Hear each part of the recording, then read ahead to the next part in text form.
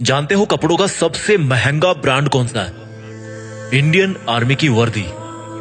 देश के गद्दारों को ऊपर वाला भले ही माफ कर दे, लेकिन एक फौजी किसी भी कीमत पे, यहां तक कि अपनी जान की कीमत पे भी उसको कभी माफ नहीं कर सकता।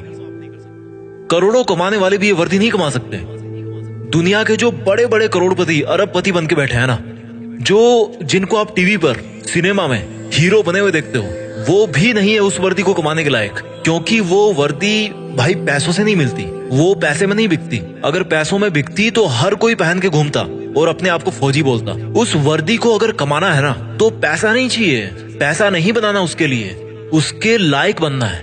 अगर उस वर्दी को कमाना है ना, तो खुद की जिंदगी, खुद की माँ की खुशी और अपने बचपन के सभी दोस्तों के साथ को कुर्बानी पे लगाना पड़ेगा। और इस कुर्बानी की हिम्मत जिसमें होती है, वही फौजी बनने के लायक होता है।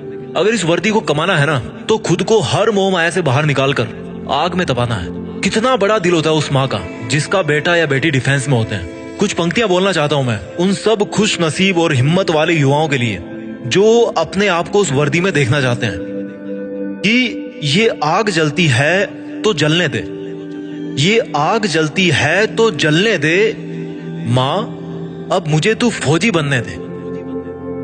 जाना है उस जगह, जाना है उस जगह जहां सुना है मन के मौजी बसते हैं। जाना है उस जगह जहां सुना है मन के मौजी बसते हैं। बहुत देख लिए दुनिया, चल अब फौजी बनते हैं। बहुत जीली नाकाम जिंदगी, चल अब देश के लिए कुछ काम करते हैं। फर्जी के रिश्तों में जिंदगी बर्बाद कर डाली, चल अब जिंदगी देश के नाम करते हैं। अब फौजी बनते हैं। ये सरहदें पुकारती मुझको है, ये आतंक की बदबू ललकारती मुझको है। जब लिपट जाऊं तिरंगे में तो मुझे आबाद कहना, जब लिपट जाऊं तिरंगे में तो मुझे आबाद कहना। मेरी माँ पल्लू में छिपी हंसी तेरी बहुत प्यारी है, मेरी माँ पल्लू में छिपी तेरी हंसी बहुत प्यारी है। जब लिपट जाऊं तिरंगे में तो मुझे आबाद कहना, मेरी माँ पल्लू में छिपी हंसी तेरी बहुत प्यारी है, इसलिए मुस्कुराते हुए अपने लाल को गुड बाय कहना। ये मोबाइल के स्टेटस देख देख के थक गया हूँ, बन जाऊं मैं भी एक दिन सबका स्टेटस, खुद के इसी वादे में बंध गया हूँ। माँ के आंचल की खुशबू तो वैसे फीकी होती नहीं कभी, पर उसमें थोड़ी सी मेरी वर्दी की खुशबू भी मिला दूं ना, तो दोनों जहां यही मिल जाएंगे मुझे। और अगली दो लाइन उन लोगों के लिए बोलना चाहता हूँ जिनको लगता है कि बॉयफ्रेंड गर्लफ्रेंड के अलावा इस दुनिया में कुछ होता ही नहीं है। तो भाई कान खोल कर सुनो मेरी बात।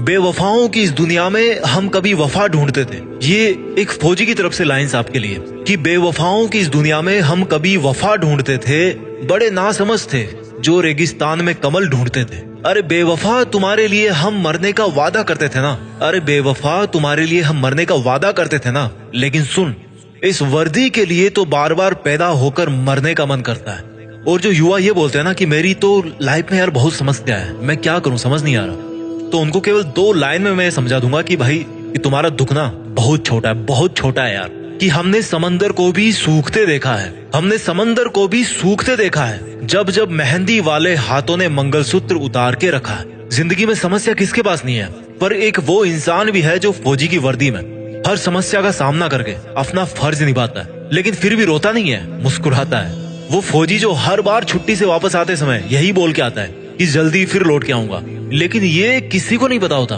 उसको खुद को भी नहीं पता होता कि वो फिर जल्दी कब आने वाला है ना हिम्मत, है ना हिम्मत। मैं जीत फिक्स के मंच से उन सभी फौजी भाइयों को सलाम करता हूँ और उन पोटेंशियल यूथ को मोटिवेट करना चाहता हूँ जो फौज में भर्ती होने का सपना अपने मन में ठान चुके हैं। क्योंकि दुनिया में देश का नाम करने का इससे बेहतर कोई दूसरा तरीका नहीं हो सकता। मैं सैल्यूट मारता हूँ फौजियों को जो एकमात्र रियल हीरो है इस कंट्री के। फौजी एक तरह के हीरो नहीं है, वो एकमात्र रियल हीरो है। सैल्यूट, जय हिंद, वंदे मातरम।